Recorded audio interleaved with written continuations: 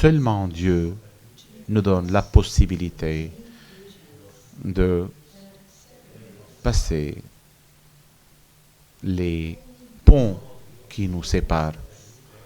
Seulement Dieu nous permet de reconnaître et de nous reconnaître comme membres de la même famille. Et seulement Dieu nous libre et nous libère pour que nous puissions faire attention les uns des autres et prendre soin les uns des autres.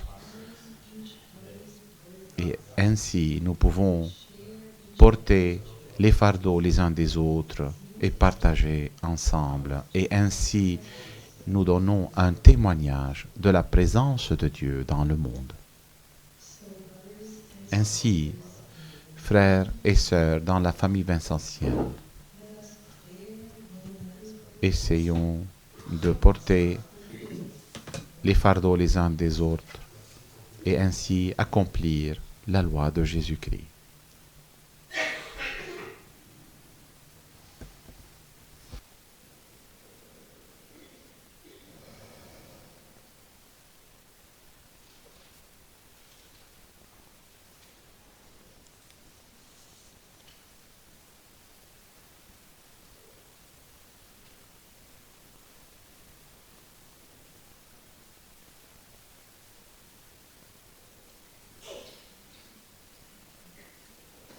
Amen.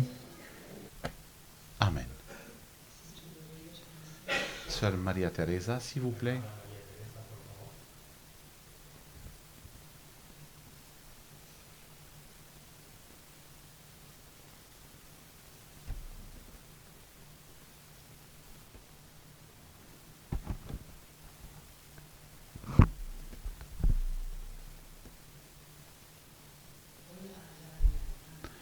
Je vais parler l'allemand.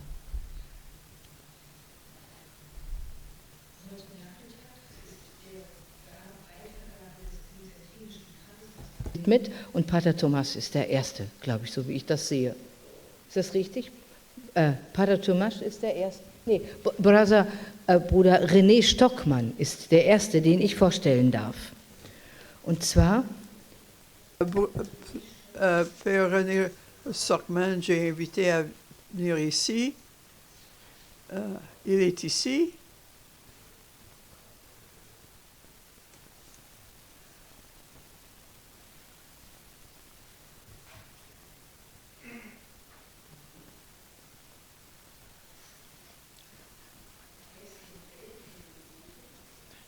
Il est né en Belgique, 1954. Et après l'école secondaire, il est entré dans la communauté des frères de la charité en 1980. Il a étudié la psychologie, la gérance des hôpitaux et la théologie morale. Il a eu son doctorat dans la santé publique. Il était le provincial de la province de Belgique. Il était supérieur général de sa congrégation. Il a fondé le musée en Ghent. Le frère René a écrit beaucoup d'articles sur l'éthique de santé, l'histoire de psychologie et de spiritualité. Il a un intérêt spécial dans l'histoire du fondateur des Frères de Charité qui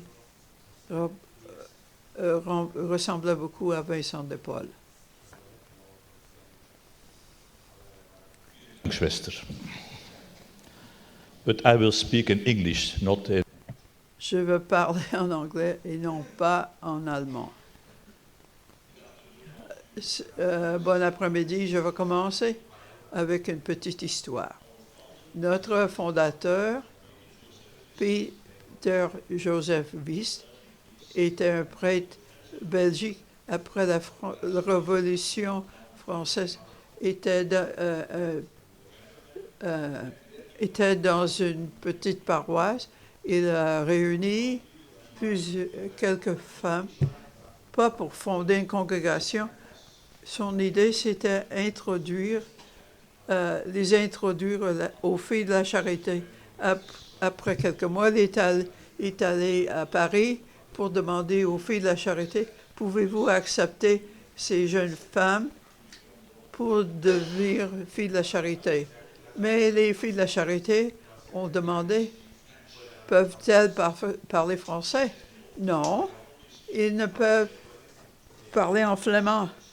Je regrette, la règle de Saint-Vincent est écrite en français et on était désappointés, mais l'évêque a dit, ne sois pas déçu, commencez votre propre congrégation.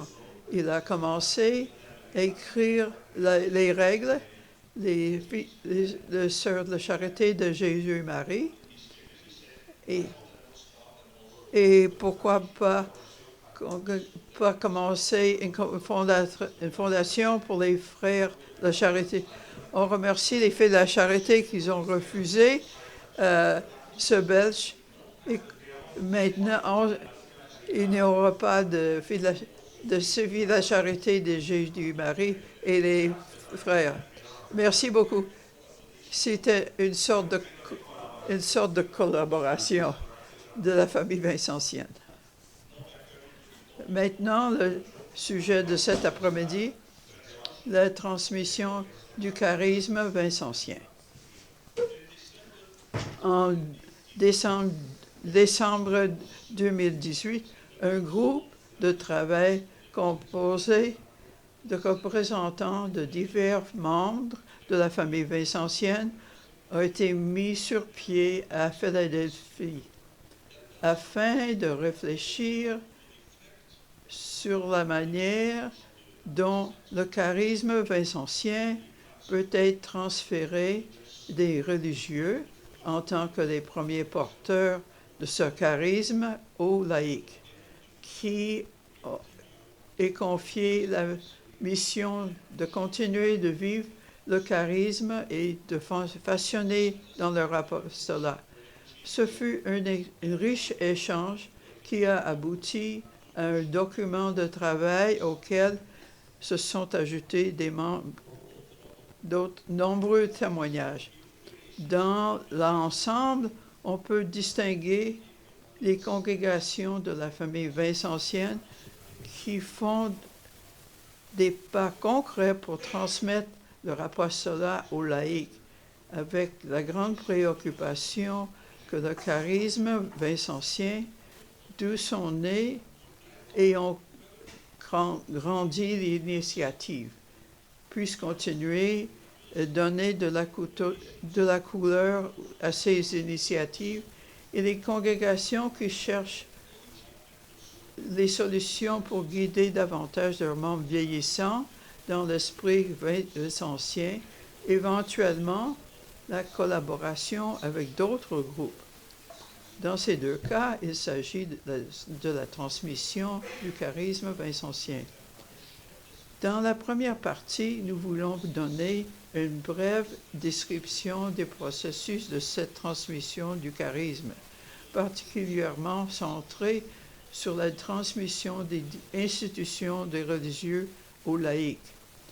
Dans la deuxième partie, nous voudrions examiner un certain nombre d'exemples qui présentent le mode de transmission et desquels nous pouvons apprendre pour l'avenir.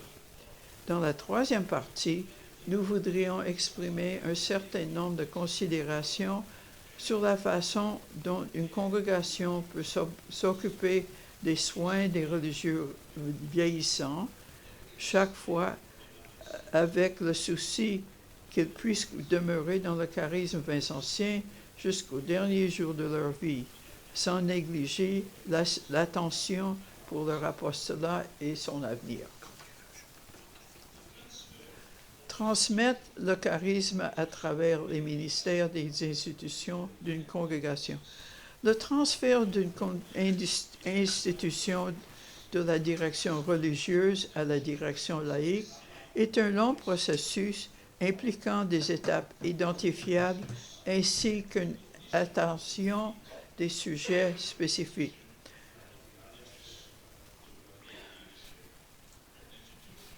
Pour la plupart, les congrégations, la reconnaissance de la nécessité de passer de la direction religieuse à la direction laïque d'une institution ou d'un groupe d'institutions est une prise de conscience croissante, souvent une réponse à la diminution ou du vieillissement des effectifs, aux considérations financières, au manque de personnel, ainsi qu'au désir de nouvelles formes d'expertise pour améliorer le mystère. Le leadership des congrégations religieuses jouera un rôle clé en reconnaissant le besoin non seulement d'entamer ce processus, mais la transmission, mais la nécessité de prendre des mesures spécifiques pour maintenir les valeurs du charisme vincentien une fois la transition effectuée. Dans la perspective d'une congrégation religieuse, ses dirigeants et aussi ses membres doivent reconnaître que la mission de l'institution n'est pas la leur, mais plutôt une déclaration de ce que l'institution et qu'elle est appelée à être. Les responsables doivent avoir une vue d'ensemble à l'avenir de la congrégation et de l'institution.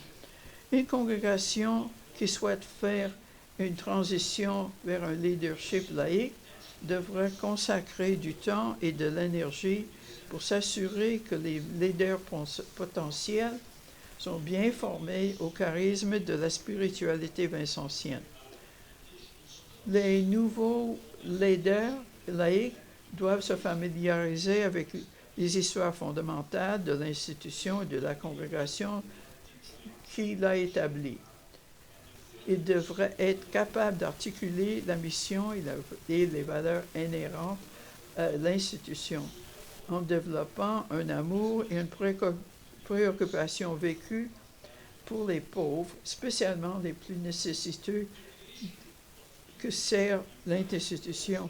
La création des structures nouvelles et ou révisées du conseil d'administration exigera une révision des statuts et des règlements de l'institution.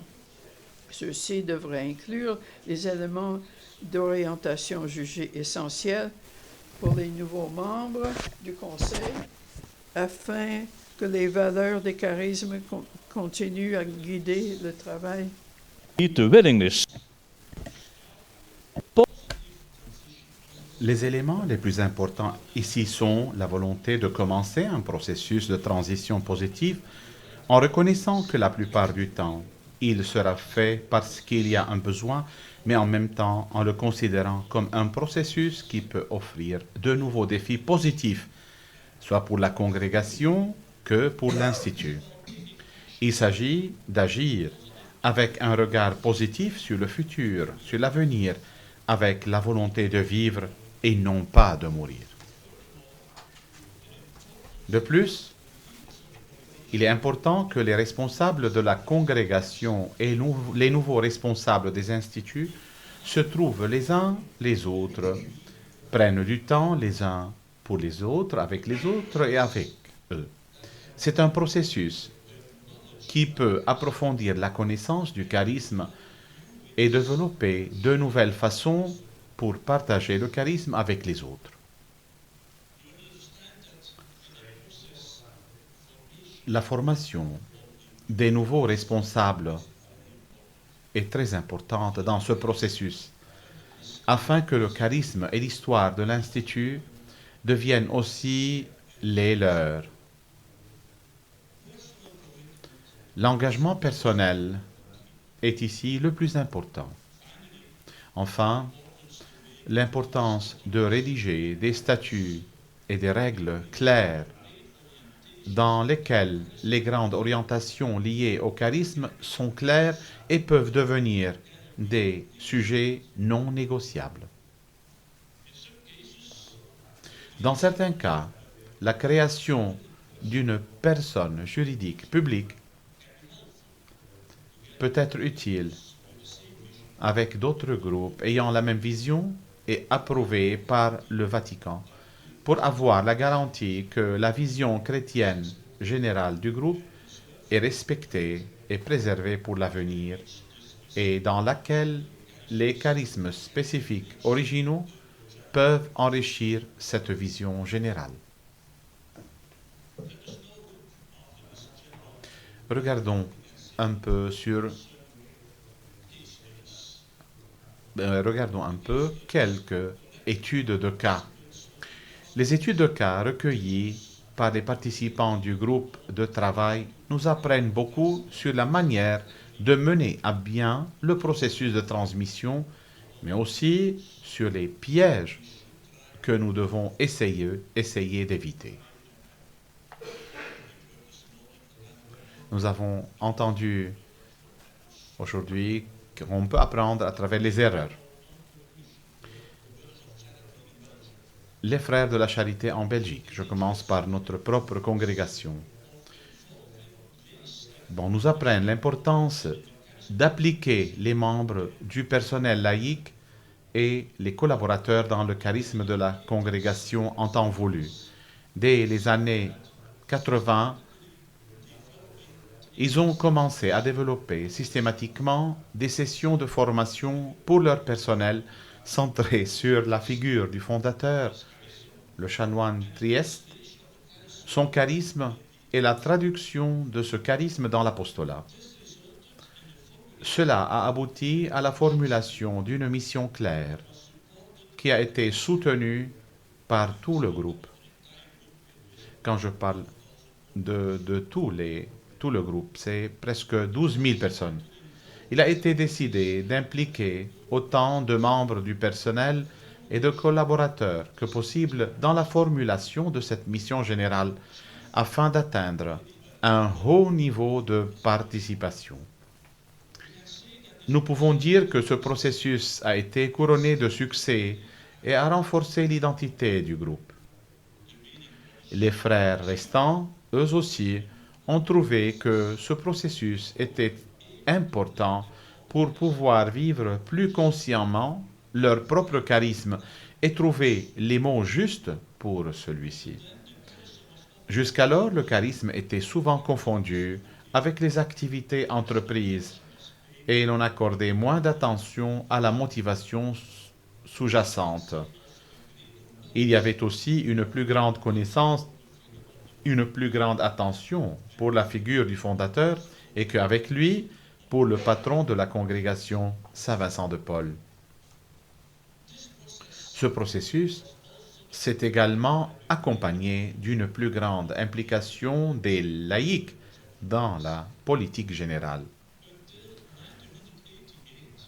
Jusqu'en 1988, la direction de la province, tant pour la communauté religieuse que pour l'apostolat, était entre les mains des supérieurs provinciaux et de son conseil.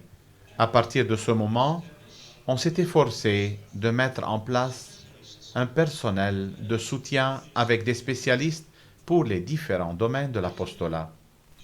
Au début, la responsabilité finale est restée entièrement entre les mains du conseil provincial. Mais à partir de 1994, les responsables de secteur ont été impliqués dans la politique, d'abord de façon consultative et ensuite de façon effective comme membres du conseil d'administration. Des organes consultatifs de politique ont été créés pour les différents secteurs d'apostolat, éducation, soins aux handicapés et soins de santé mentale.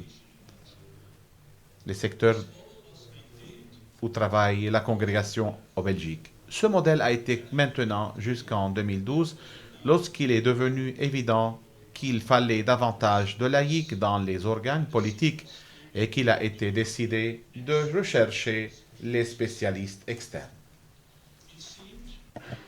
Cela a semblé être une étape logique dans l'évolution de la transmission. Cependant, 2 erreurs ont été commises. On a surtout fait appel aux spécialistes dans le domaine de gestion et de la gestion financière sans aucune sympathie pour l'apostolat de la congrégation. Et on n'a pas prêté attention, ou certainement pas assez, à la formation de nouveaux membres au charisme de la congrégation. Les efforts qui avaient été faits dans le passé pour le personnel de base et les collaborateurs, et aussi pour les directeurs des installations des écoles, n'ont pas été poursuivis pour les nouveaux administrateurs qui manquaient le lien avec l'histoire et l'affinité avec le charisme. C'est comme si l'on avait supposé qu'il n'y avait pas besoin de formation à ce niveau. Plus de la moitié du conseil était maintenant composé de membres externes, qu'il ne restait que 3 frères du conseil régional.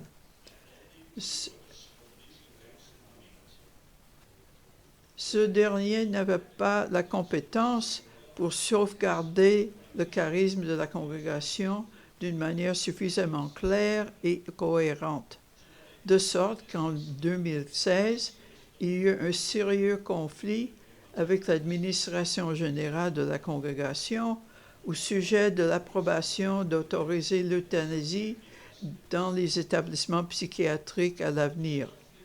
Ce conflit a eu de graves conséquences pour toute la congrégation et le Vatican a été obligé d'intervenir.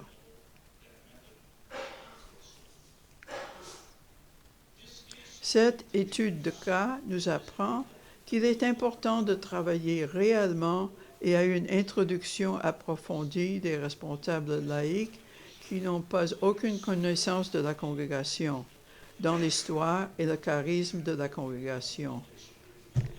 Nous apprenons également qu'il est important d'attirer des personnes qui ont un réel sens de l'activité principale de l'organisation et pas seulement d'attirer des technologues. Il n'y a pas aucune mention dans leur statut et règlement des questions non négociables sur lesquelles la congrégation doit garder le dernier mot. Le fait que les frères actuels ne pouvaient et ne voulaient pas résister aux décisions éthiques n'ont pas été prises contre la doctrine de l'Église catholique ainsi que contre la vision de la congrégation est un signe que le groupe existant n'avait plus la force de remplir sa tâche correctement par lui-même. Pour cette raison, nous attendons avec impatience la création éventuelle d'une personne juridique publique pour remplacer les membres fondateurs au sein de l'organisation. Les Filles de la Charité en Grande-Bretagne ont décidé en 2012 de mettre en place les services FC, Filles de la Charité, pour s'assurer que les valeurs vincentiennes soient garanties et développées dans les œuvres apostoliques. Ces valeurs ont été décrites comme suit. Servir les personnes qui vivent les effets de la pauvreté. Respecter la dignité de chaque personne. Être compatissant et gentil. Permettre le choix et le changement. Et agir en solidarité pour la justice. L'objet de ces conseils d'administration et les PDG reste en phase avec les valeurs fondamentales et développe une culture dans laquelle ces valeurs sont réellement vécues et expérimentées. Récemment, une attention particulière a été accordée au développement d'une pastorale plus adaptée un réseau de la pastorale a été développé. Les services FC soutiennent les instituts dans le domaine de la gestion financière, des ressources humaines, de la collecte de fonds, des opérations et de la politique et offrent un soutien pour les questions de stratégie du gouvernement. Sur le plan structurel, en 2017, 5 œuvres de charité existantes, jusqu'à présent sous la responsabilité directe des filles de la charité, ont été placées sous la responsabilité des services FC.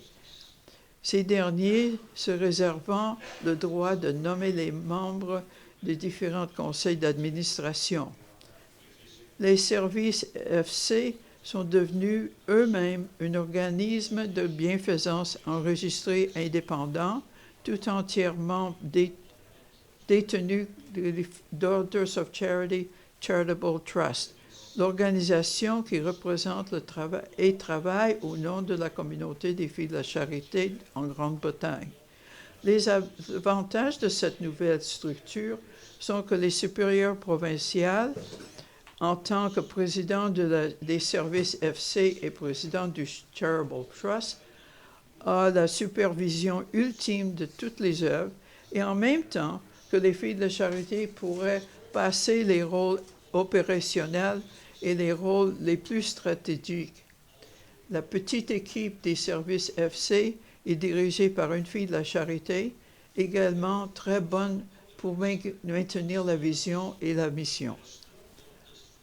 Des florats réguliers sont organisés par les PDG et un lien fort s'est créé entre eux et où les valeurs vincentiennes sont davantage mises en valeur. Un défi intéressant et constant a été le processus visant à séparer les valeurs de la culture et voir comment les valeurs vincentiennes pourraient être maintenues dans une culture qui change très rapidement. C'est vraiment le processus continu qui exige une attention permanente.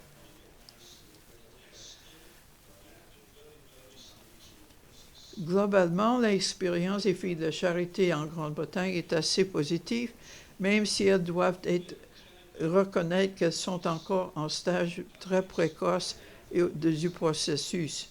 Elles ont formulé leur vision dans les mots suivants: construire la charité et la justice en inspirant les organisations du secteur bénévole qui partagent leur charisme vincentien et ses racines chrétiennes, être pleinement innovantes, durables et efficaces dans leur réponse à ceux qui font l'expérience de la pauvreté du Royaume-Uni aujourd'hui.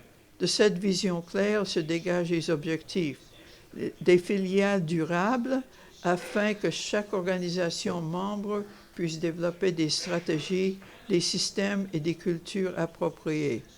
La consécration de leurs valeurs par la construction d'un programme de formulation aux valeurs vincentiennes vivates. La disponibilité à répondre aux nouveaux besoins en accord avec le rôle historique des filles de la charité. Et dans l'esprit de collaboration avec les autres membres de la famille vincentienne, afin que nous parlions tous le même langage vincentien avec la même voix. Les filles de la charité de la province de Sainte-Louise aux États-Unis ont transféré leur parrainage des ministères de santé de la fille de la charité à une personne juridique publique non congrégationnelle. Une autre histoire qui peut nous aider à regarder notre propre avenir. En 1998, les hôpitaux fondés par les filles de la charité, sous le parrainage des 5 provinces des filles de la charité, ont été alignés comme des systèmes de santé régionaux sous une organisation appelée Système de la santé nationaux des filles de la charité. Cela a permis aux 5 conseils provinciaux, avec leur statut juridique individuelle de congrégation de partager ses accords nationaux, ses services juridiques et gestion financière et planification stratégique.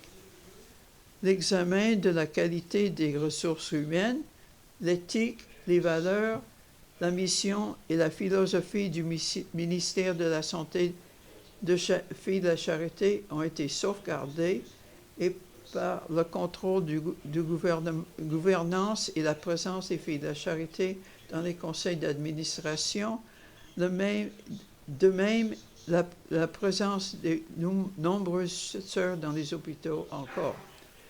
Il y a aussi une école d'infirmières organisée par les sœurs dans laquelle la culture des Filles de la Charité partage avec leurs élèves. Avec la complexité croissante de la concurrence du monde de la santé, les conseils provinciaux recherchaient des changements plus substantiels. Une province s'est jointe à la Catholic Health West en raison de problèmes régionaux spécifiques. Plus tard, deux autres systèmes ont fusionné pour former Ascension Health, coparrainé par les 4 provinces des Filles de la Charité et les Sœurs de Saint-Joseph de Nazareth, et d'autres congrégations ont suivi cette nouvelle association.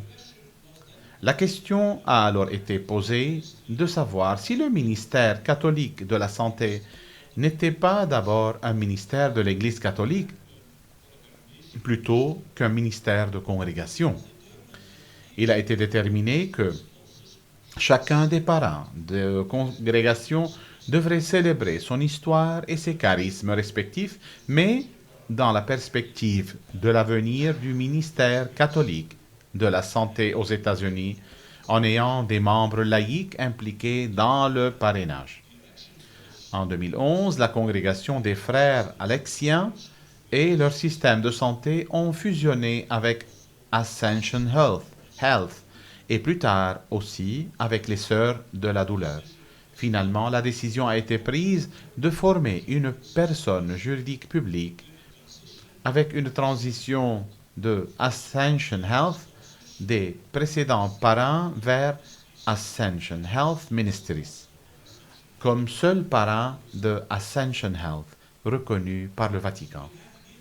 Ici, nous pouvons dire, différents modèles avec différentes solutions à partir desquelles nous pouvons apprendre et réfléchir davantage sur la manière dont nous pouvons faire des pas vers l'avenir de manière responsable et en accord avec notre charisme vincentien, toujours à partir de la prémisse que ce charisme vincentien doit continuer à être une valeur ajoutée dans le soin de nos voisins.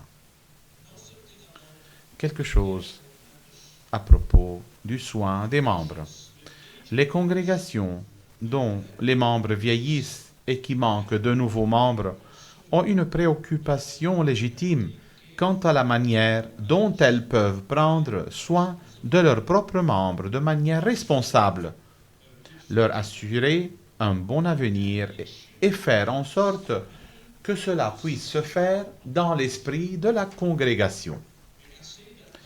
On peut dire que les religieux âgés ont le droit de développer pleinement leur vie en accord avec leur charisme. Ici aussi, nous pouvons apprendre de plusieurs expériences dans différentes congrégations vincentiennes. Les congrégations sont confrontées à la nécessité de s'occuper de leurs membres âgés en combinaison avec une forte réduction de leurs possibilités financières et la préoccupation que leur charisme continue à avoir un impact sur l'apostolat qu'elles ont développé est toujours là en arrière-plan, bien sûr. Certaines congrégations ont intégré de manière créative le soin de leurs sœurs avec la création d'une nouvelle réalité qui aura un impact durable sur les pauvres et spécialement les personnes âgées dans la zone géographique où elles vivaient. Nous donnons encore une fois quelques exemples. Les sœurs de Saint-Vincent de Warschau, en Belgique, ont commencé un processus de discernement en 2000 en se concentrant sur les questions clés suivantes. Quel est l'avenir de nos sœurs? Comment peuvent-elles utiliser leurs ressources pour continuer leur mission catholique et vincentienne?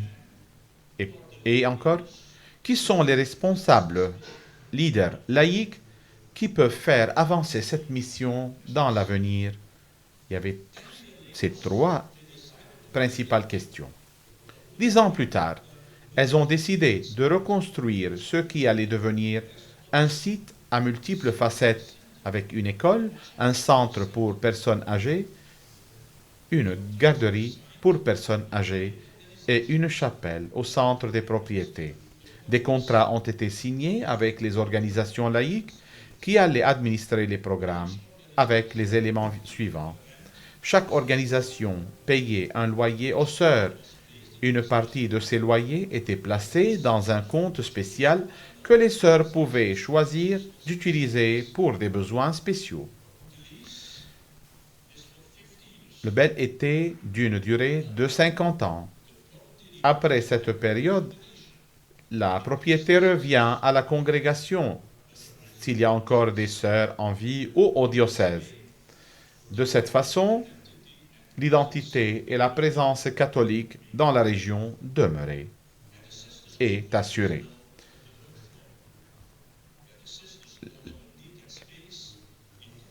Si les sœurs n'ont plus besoin de cet espace, ils peuvent facilement être convertis en centre de jour. Les sœurs sont satisfaites de ce processus et les laïcs impliqués dans l'organisation ont un fort sentiment de partenariat avec les sœurs. Un autre exemple que nous recevons des sœurs de la province de Saint-Vincent-de-Paul d'Ontario, au Canada. Fondées en 1861, elles ont parrainé au fil du temps 14 établissements de soins de santé de Montréal à Vancouver et ont eu des missions au Guatemala et au Pérou.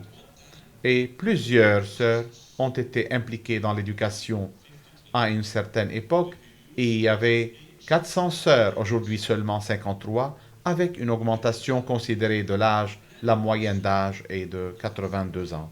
Avec l'aide d'un consultant en planification en 2014, les sœurs ont commencé une réflexion sur les sujets suivants.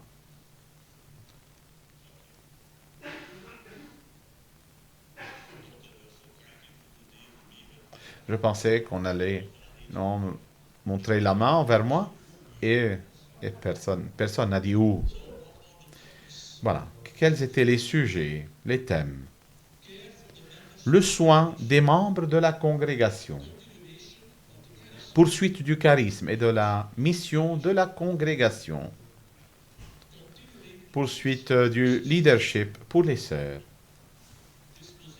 Disposition des biens physiques. La sécurité financière. Impact des plans sur le personnel de la maison mère et sur les 2 autres congrégations en résidence. Et communication des plans aux parties prenantes, personnel, associés, diocèses, autres congrégations. Le plan qui a été développé a été approuvé par leur chapitre général en 2015, avec l'objectif de soulager les sœurs des biens et de la responsabilité du gouvernement de la congrégation dans l'avenir, ainsi que la planification de la continuation du charisme et de la mission.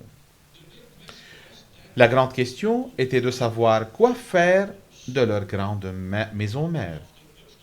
Après de nombreuses consultations, un plan directeur a été élaboré et la vision du village de la Providence est née.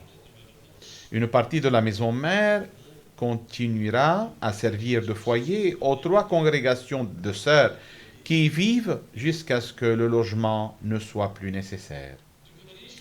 La congrégation des sœurs de la Providence a transféré la responsabilité canonique de la propriété de la maison mère au Catholic Health Sponsors of Ontario, assurant ainsi que la propriété sera utilisée à des fins catholiques dans l'avenir. Sur le plan civil, la propriété a été transférée à l'organisation de bienfaisance qui est parrainée par les Catholic Health Sponsors. Mais ils ont essayé de trouver une bonne solution. Cette transaction a été approuvée par le Vatican et une société distincte séparée a été créée sous le nom de Providence Village, village de la Providence, pour exploiter le village selon la vision et les valeurs des sœurs. Le but est de développer d'autres services sur la propriété sous le titre « La vision est une communauté de gens qui aident les gens ». Le dernier exemple que nous donnons, c'est des missionnaires servantes de la Sainte Trinité, une des 4 branches de la famille missionnaire du Cénacle fondée par le Père Jude, membre de la congrégation de la mission en 1909 aux États-Unis. Ont également passé par tout un processus concernant les questions de comment prendre soin des sœurs, comment maintenir leur implication dans le service des pauvres et comment impliquer les laïcs dans ce processus. Dans leur conseil général de 2012, ils étaient clairement dit qu'il fallait trouver un lieu pour les sœurs et comment faire entrer aussi les laïcs dans le travail. Et dans leur conseil général a été clairement dit qu'il fallait trouver un lieu pour les sœurs où elles pourraient vivre ensemble leur charisme et le partager avec d'autres résidents, et en même temps maintenir une forme de vie communautaire, où les sœurs pourraient aussi prier ensemble et avec d'autres quand cela est approprié. Dans leur histoire, nous apprenons l'importance de prendre du temps et d'essayer d'impliquer toutes les sœurs dans le processus de changement autant que possible, sachant qu'il y aura toujours un temps pour faire le deuil de la perte. Tous les changements impliquent une perte, même si nous attendons les changements de manière positive. La phrase suivante dans le rapport est très touchante. Je cite, « Notre appel est toujours de refonder le charisme de nouvelles manières, à de nouveaux moments, dans de nouveaux lieux. Nous ne sommes pas appelés à refonder une institution ou ses bonnes œuvres, car quand nous le faisons, il ne s'agit que d'un renouvellement. Mais pour refonder, nous devons être disposés à passer par les ténèbres de la perte et entrer dans des processus où nous nous réapproprions notre charisme. Et pour les religieux d'aujourd'hui, cela implique un cheminement et un partenariat avec les laïcs.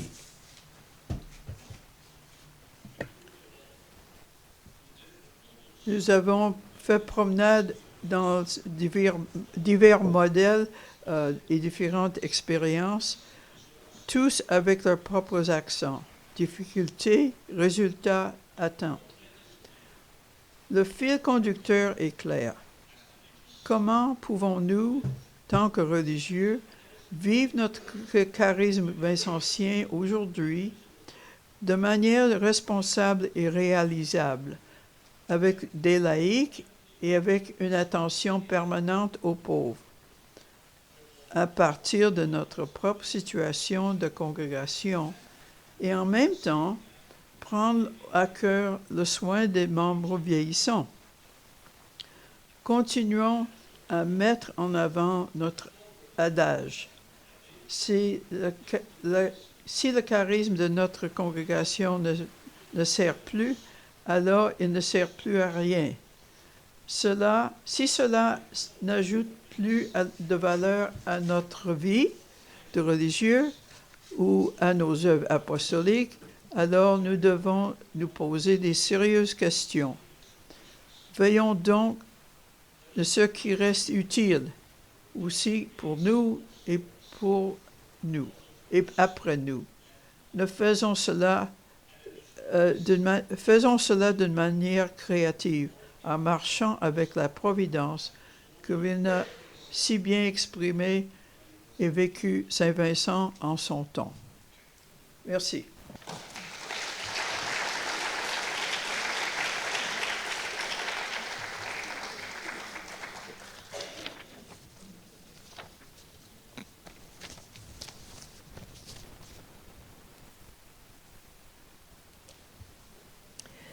Thank you. Merci, le frère René. Je pense que cette présentation bien recherchée et comment nous, dans la famille vincentienne, répondons aux signes de notre temps. Merci beaucoup. Maintenant, ce que nous allons faire maintenant est d'avoir une session avec les petits groupes sur les questions, sur les discussions des petits groupes. Ce papier est dans votre exemplaire. On demande passer une demi-heure dans vos petits groupes, regardant ces questions ou d'autres qui vont se représenter sur ce lieu important pour nous. Il est maintenant 4 heures. Allez à vos groupes jusqu'à 4h30. À ce moment-là, prenez votre pause à 4h30 du petit groupe jusqu'à la pause. Et de 4h30 jusqu'à 5h, ce sera la pause. Et après, revenez ici à 5h pour la dernière session de la journée.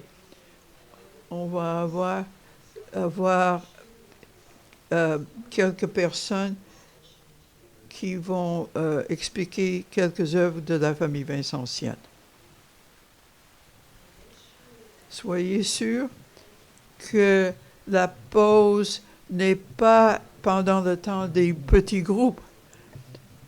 Et souvent, on prend les petites sessions pour faire la pause, mais il faut avoir des petites sessions avant et après la pause.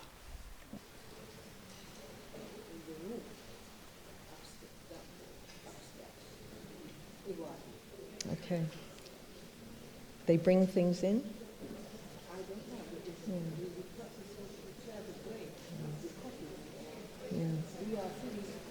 Yeah. Okay. All right. Before you leave. Avant de partir, on fait un petit changement. Les Allemands, groupe, va se réunir, rester dans cette pièce. On va avoir 2 lieux spéciaux au lieu de aller à l'autre. L'autre pièce est trop. Sœur Thérèse a dit, il y a un